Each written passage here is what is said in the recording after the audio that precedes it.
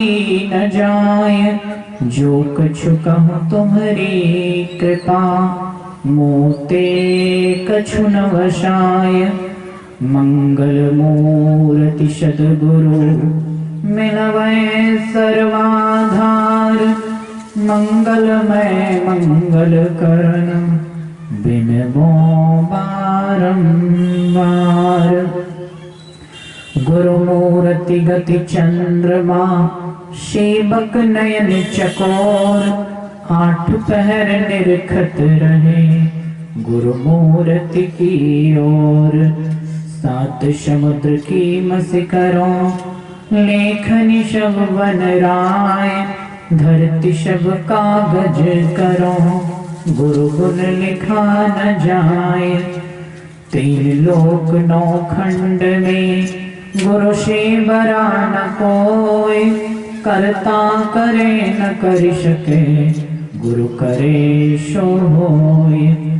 गुरु साहब करी जानिए रहिए सब समाए, मिले तो दंडवत बंदगी नहीं पल पल ध्यान लगाए। गुरु गोविंद दो एक हैं, दूजा सब आकार, आपा मेटे हरि भजे तब पावे दीदार। कबीर ते नर अंध है गुरु को कहते और, हरि के रूठे ठौर है गुरु रूठे नहीं ठौर। मंत्र मूलम गुरुर्वाक्यम, पूजा मूलम गुरुपदम, ध्यान मूलम गुरुर्मूर्ति, मोक्ष मूलम गुरु कृपा। खिले कमल की पंखुरियों सम, नयन सुशोभित हैं अविराम। महर्षि में ही महान गुरुवर, चरणों में वारंवार प्रणाम। चरणों में वारंवार प्रणाम। बोलिए प्रेम से श्री सद्गुरु महाराज की जय। श्री सद्गुरु महाराज की जय। श्री सद्गुरु महाराज की जय। परम आदरणीय, प्रातः स्मरणीय, सायं वंदनीय, सारे राष्ट्र नहीं अपितु समस्त विश्व के पूजनीय,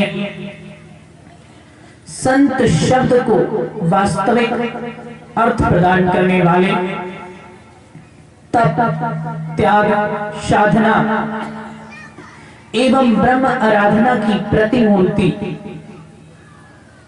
ब्रह्म ज्ञान की ज्योति को जगत के कण कण में प्रज्वलित करने वाले, अज्ञानाधीन संसार को अपने ज्ञानालोक से आलोकित करने वाले, भक्ति की गंगा को वसुंधरा के प्रत्येक वातावरण में प्रवाहित करने वाले, अखिल विश्व को शांति सुधा का पान कराने वाले, 20वीं सदी के महान संत मत के महान आचार्य, अनंत श्री विभूषित, तेजस्वी, ओजस्वी, तपस्वी, यशस्वी, मनस्वी, त्यागी, विरागी तथा ईश्वर अनुरागी, परमहंस योगी, परमाराध्य सद्गुरुदेव भगवान की त्रिलोक पावन, पतित पावन, विश्व वंदनीय परम पूज्य पाद युगल श्री चरणों में मेरा कोटि कोटि नमन, मेरी ओर से बारंबार दंडवत। यत्र तत्र से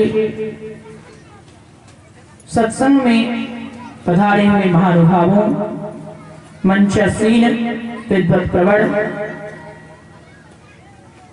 दूर दराज से आए हुए सत्संग अनुरागी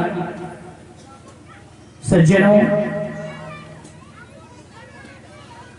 प्यारे बच्चों, भारत के भविष्य स्वरूप युवा बंधुओं एवं अनुभव ज्ञान की प्रतिमूर्ति गांधी, बुद्ध तथा विवेकानंद के आचरणों को चरितार्थ करने वाले पिता तुल्य बुजुर्गों,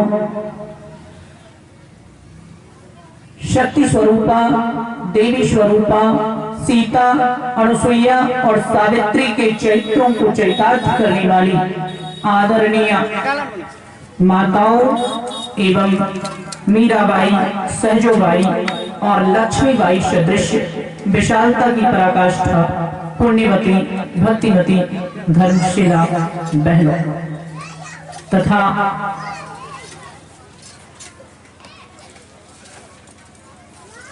मानव जीवन का सबसे महत्वपूर्ण कर्म करने के लिए आए हुए, पधारे हुए, एकत्रित हुए, उपस्थित हुए, बैठे हुए, विराजे हुए, आसीन हुए, मौजूद हुए, प्रतिष्ठित हुए, विराजमान हुए, समावेत हुए समस्त श्रोतागणों और भी जहां तक इस ध्वनि विस्तारक यंत्र के माध्यम से मेरी ये ध्वनि जा रही है, आप सबों की जीवात्मा में बसे हुए उस परम प्रभु परमात्मा को, उस सत्य स्वरूप सच्चिदानंद को मेरा कोटि कोटि नमन, मेरी ओर से बारंबार दंडवत।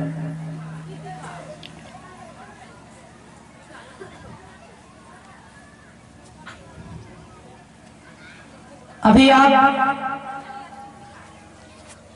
पाठ में श्रवण कर रहे थे,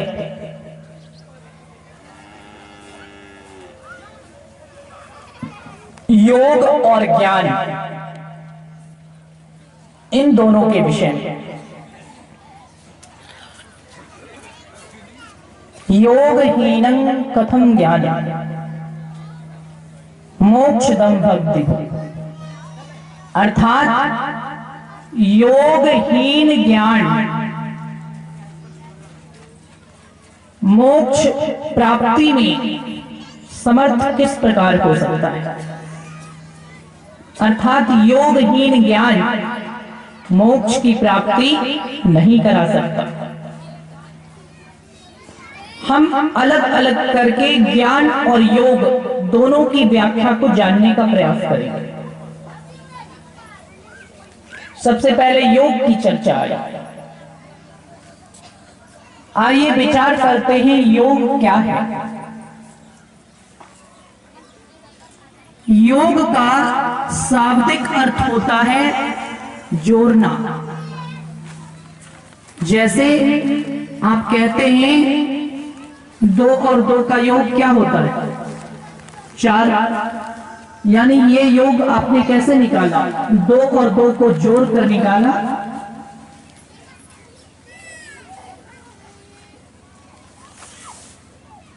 भौतिक जगत में 1 और 1 का योग क्या होगा 2, और आध्यात्मिक जगत में 1 और 1 का योग क्या होगा 1। भौतिक जगत में 1 और 1 का योग 2 होता है, और आध्यात्मिक जगत में 1 और 1 का योग क्या होता है 1 और 1 का योग 1 होता है। कहेंगे कितनी विचित्र बात। भला एक और एक का योग एक कैसे हो सकता है?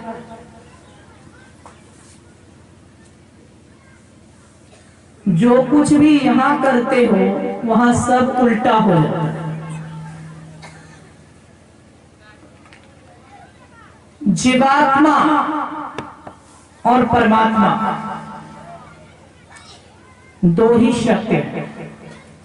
एक सत्य जीवात्मा और दूसरा सत्य परमात्मा। इन दोनों का विनाश कभी नहीं होता। भगवान श्री कृष्ण की वाणी में आया,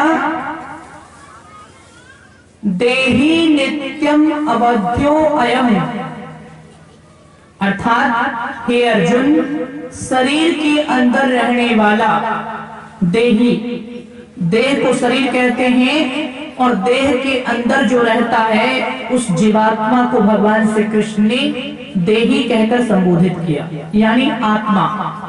देही नित्यम अवध्यो अयम, अर्थात हे अर्जुन, यह जीवात्मा नित्य और अवध्य है। अवध्य यानी इसका वध कोई नहीं कर सकता। जीवात्मा कभी नष्ट नहीं होते और परमात्मा भी कभी नष्ट नहीं होते। जीवात्मा कभी बदलती नहीं और परमात्मा भी कभी बदलते नहीं। जीवात्मा में कभी परिवर्तन नहीं होता, परमात्मा में भी कभी कोई परिवर्तन नहीं होता। तो एक सत्य जीवात्मा और दूसरा सत्य परमात्मा। सद्गुरु के शरण में जाकर उनके द्वारा दी गई सदयुक्ति से जीवात्मा रूपी इस परम सत्य का परमात्मा रूपी चिरंतन सत्य से योग कराना है। इसी योग को कराने के लिए 84 लाख योनियों में सबसे उत्तम, सबसे श्रेष्ठ, सबसे उच्च, सबसे पवित्र, सबसे महान मानव योनि मिला है, मानव तन मिला है। इससे जब सदयुक्ति के द्वारा एक जीवात्मा का योग परम प्रभु परमात्मा से कराएंगे तो कहते हैं, तुलसीदास जी महाराज कहते हैं, जानत तुमहि हुई जाई, यानी हे प्रभु, जो आपको जान लेता है वह आप में ही विलीन हो जाता है। आप में और उसमें कोई अंतर नहीं रहता। यानी इस दृष्टिकोण से देखें तो एक परमात्मा का योग एक जीवात्मा से हो जाए या फिर एक जीवात्मा का योग एक परमात्मा से हो जाए तो एक और एक का योग होगा तो जीवात्मा परमात्मा बन जाएगा और परमात्मा जीवात्मा, यानी एक और एक का योग होगा तो आध्यात्मिक जगत में दो नहीं होगा बल्कि आध्यात्मिक जगत में एक और एक का योग क्या होगा? एक। और भौतिक शिक्षा में हम लोग क्या पढ़ते हैं? एक और एक का योग दो। यहां दो होता है और वहां एक होता है। तो योग का अर्थ होता है जोड़ना।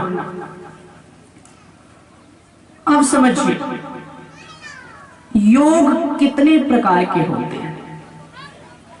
योग कितने प्रकार के होते हैं? योग एक प्रकार के नहीं होते, योग अनेक प्रकार के होते हैं। गीता के 8-10 अध्यायों में 8-10 प्रकार के योग बताए गए हैं। यानी गीता के 18 अध्याय में 18 प्रकार के योग का वर्णन है। इसके अतिरिक्त भी अनेक प्रकार के योग होते हैं, जैसे विषाद योग, भक्ति योग, ज्ञान योग, कर्म योग, कर्म संन्यास योग, गुणत्रय विभाग योग, अक्षर ब्रह्म योग, विश्वरूप दर्शन योग, प्राणायाम योग, जप योग, समाधि योग, आत्म संयम योग, ध्यान योग इत्यादि इत्यादि और भी बहुत प्रकार के योग होते हैं।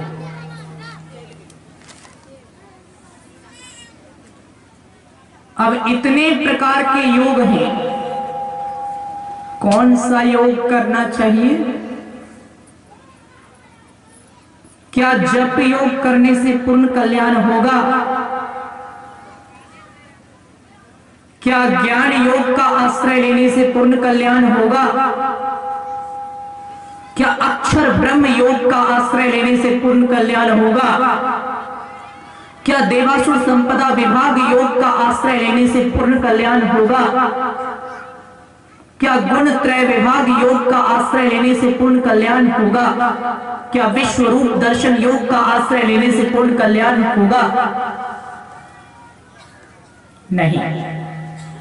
संतों ने कहा पूर्ण कल्याण के लिए आत्म संयम योग, आत्म संयम योग, यानी इसी आत्म संयम योग को संतों ने ध्यान योग की संज्ञा दी है।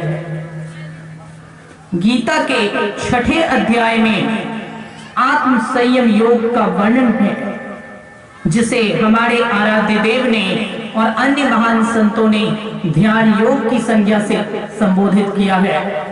इसी आत्म संयम योग का, या फिर दूसरे शब्द में कहें तो इसी ध्यान योग का आश्रय लेने से पूर्ण कल्याण की संभावना है। और जो इस योग को कर लेता है वह योगी हो जाता है। योगी की क्या महत्वता है? इसके संदर्भ में भगवान श्री कृष्ण अर्जुन से कहते हैं, हे अर्जुन, तपस्वी चौधिको योगी, ज्ञानी चौ मतोधिक।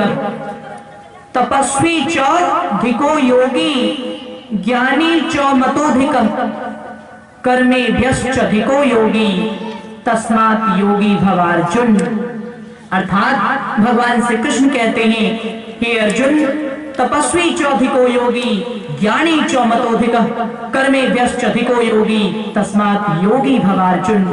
हे अर्जुन, तपस्वियों से भी योगी श्रेष्ठ है, तपस्वी से योगी श्रेष्ठ है, ज्ञानियों से भी योगी श्रेष्ठ है, कर्मेभ्यश्चधिको योगी, कर्मकांडी पंडितों से भी योगी श्रेष्ठ है। तपस्वी चौधिको योगी, ज्ञानी चौमतोधिक, कर्मेभ्यश्चधिको योगी, तस्मात् योगी भवार्जुन। इसलिए हे अर्जुन, तू योगी बन। भगवान कृष्ण कह रहे हैं, योगी की बराबरी ना तो कोई तपस्वी कर सकता है, ना कोई ज्ञानी कर सकता है, ना कोई कर्मकांड का पूजा पाठ करवाने वाला पंडित कर सकता है। तपस्वियों से, ज्ञानियों से और कर्मकांडियों से भी योगी श्रेष्ठ है। इसलिए हे अर्जुन, तू योगी बन। इसलिए हे अर्जुन, तू योगी बन। तस्मात् योगी भवार्जुन। यह केवल अर्जुन के लिए नहीं कहा गया, यह उपदेश केवल अर्जुन के लिए नहीं दिया गया। यद्यपि अर्जुन को संबोधित अवश्य किया गया, परंतु यह उपदेश केवल अर्जुन के लिए नहीं, यह उपदेश अर्जुन को माध्यम बनाकर, अर्जुन को निमित्त बनाकर, अर्जुन का बहाना बनाकर परमपिता परमात्मा श्री कृष्ण के द्वारा समस्त जीवात्मा को दिया गया। योगी बनने की शिक्षा। अब योगी कैसे बने? योगी कौन है? योगी की परिभाषा क्या है? क्या जिसने धन, संपत्ति, परिवार, पुत्र, संसार सब कुछ त्याग दिया, सब त्याग कर पहाड़ की किसी कंदरा में जाकर बैठ गया, क्या उसे योगी कह सकते हैं? योगियों की परिभाषा क्या है? भगवान श्री कृष्ण कहते हैं, हे अर्जुन, कर्मेंद्रियाणि संयमस्य यास्ते मनसा स्मरन्। गीता कहती है योगी की परिभाषा क्या है? कर्मेंद्रियाणि संयमस्य यास्ते मनसा स्मरन् इंद्रियार्थान विमूढ़ आत्मा मिथ्याचारः स उच्यते। अर्थात हे अर्जुन, जिसने तन से सब कुछ त्याग दिया, जिसने तन से सब कुछ त्याग दिया, परिवार त्याग दिया, संपत्ति त्याग दी, संतान त्याग दिया, सब कुछ त्याग दिया और सुदूर किसी वन में जाकर मन से विषयों का ही चिंतन करता रहा, ऐसा व्यक्ति योगी नहीं, ऐसा व्यक्ति सन्यासी नहीं, ऐसा व्यक्ति स्थित प्रज्ञ नहीं, बल्कि वह मिथ्याचारी कहा जाता है। त्याग का अर्थ विषयों के त्याग से नहीं है। त्याग का अर्थ विषयों के प्रति अपनी आसक्ति के त्याग से है। इस पर अर्जुन ने पूछा, हे प्रभु, ये आप क्या कह रहे हैं? यदि व्यक्ति विषय भोगों के बीच रहेगा तो वह योगी कैसे बन सकता है? और जिसने अपनी संपूर्ण इंद्रियों को संसार से, परिवार से, माया मोह से दूर कर लिया हो और किसी एकांत स्थान पर जाकर ईश्वर की आराधना में लगा हो, उसे माया मोह का बंधन भला किस प्रकार अपने जाल में जकड़ सकता है? अर्थात जिसने ऐसा त्याग किया उसका तो योगी होना निश्चित है। इस पर भगवान श्री कृष्ण ने कहा, कोई आवश्यक नहीं पार्थ कि जिसने सब कुछ त्याग दिया हो वो योगी ही हो जाए। संसार के सामने सब कुछ त्याग करने वाला व्यक्ति, संसार के सामने योगी की तरह दिखने वाला व्यक्ति भोगी भी हो सकता है। अर्जुन ने कहा, ये किस प्रकार संभव है? भगवान श्री कृष्ण ने कहा, तुम्हारे कहने का अर्थ यह है, यह नेत्र का विषय, आंख का विषय रूप है। यदि नेत्र कामिनी की सुंदरता से हट जाए, यानी स्त्री के रूप से हट जाए, तो फिर नेत्र को रूप और सौंदर्य का विषय मोहित नहीं कर सकता। अर्जुन ने कहा, हाँ, यही तो मैं कह रहा था। भगवान श्री कृष्ण ने कहा, एक बात बताओ पार्थ, यदि किसी व्यक्ति की किसी दुर्घटना के कारण, किसी व्यक्ति के जीवन में किसी दुर्घटना के कारण यदि उसकी आंखें अंधी हो जाए, यदि उसकी आंखें फूट जाए, तब तो वह किसी भी स्त्री की सुंदरता को देख नहीं सकता, तब तो वह संसार के किसी भी विषय भोग का अपनी आंखों से दर्शन नहीं कर सकता। परंतु एक अंधा व्यक्ति नेत्रहीन होते हुए भी यदि चाहे तो स्त्री के सौंदर्य, स्त्री के यौवन और स्त्री के रूप की कल्पना अवश्य कर सकता है। अर्थात आंख फूट जाने के पश्चात भी नेत्र का जो विषय है रूप, उस विषय से उसकी मुक्ति नहीं हुई। एक अंधा व्यक्ति परमात्मा के स्वरूप की भी कल्पना कर सकता है और एक अंधा व्यक्ति अपनी प्रेमिका के स्वरूप की भी कल्पना अवश्य कर सकता है। अर्थात रूप रूपी विषय का आंख के होने या ना होने से कोई अंतर पड़ा? अर्जुन ने कहा, नहीं प्रभु, नेत्र के होने पर भी और नेत्र के ना होने पर भी यदि त्याग मन से ना हो तो व्यक्ति भोगी का भोगी ही बना रहता है। श्री कृष्ण ने कहा, यही तो मैं तुम्हें समझाने की चेष्टा कर रहा हूं। सोचो, यदि किसी व्यक्ति की जिह्वा किसी दुर्घटना में कट जाए और वह व्यक्ति स्पष्ट आवाज में कुछ बोलने में सक्षम ना हो, इसका अर्थ ये नहीं है कि वो मन से किसी को गाली नहीं दे सकता। इसका अर्थ ये नहीं है कि उसके मन में दुर्वचन बोलने की भावना नहीं आ सकती। एक गूंगे व्यक्ति के मन में भी गाली देने की भावना आ सकती है और एक गूंगे व्यक्ति के मन में भी मेरा स्मरण करने की, मेरा नाम लेने की भावना भी आ सकती है। अर्थात इंद्रियों के होने या ना होने से विषय भोगों के त्याग का कोई लेना देना नहीं है। इसलिए हे अर्जुन, जो दिखावे के लिए सब कुछ त्याग कर मन से उन्हीं विषयों का चिंतन करता रहता है, वह योगी नहीं, वह ढोंगी कहा जाता है। वह योगी नहीं, वह मिथ्याचारी कहलाता है। अर्जुन ने कहा, प्रभु फिर सच्चे योगी की पहचान क्या है? श्री कृष्ण ने कहा, जिस प्रकार कमल जल में खिलकर भी जल से सदा ऊपर रहता है, उसी प्रकार हे अर्जुन, जो सच्चा योगी है वह शरीर से कोई त्याग नहीं करता, बल्कि वह मन से त्यागी होता है।